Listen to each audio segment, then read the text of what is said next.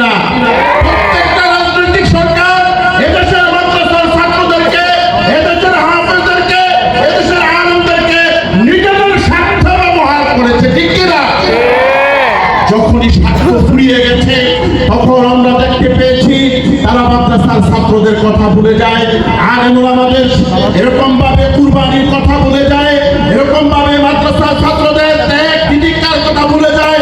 আমরা গভীরভাবে লক্ষ্য করি যখনই প্রয়োজন হয় মাদ্রাসার ছাত্রদের কাছে গিয়ে ধর্ণা দেয়, যখন সময় শেষ হয়ে যায়, যখন স্বার্থ সিদ্ধি হয়ে যায় তখন আর মাদ্রাসার কথা মনে থাকে না, তখন আর আলেম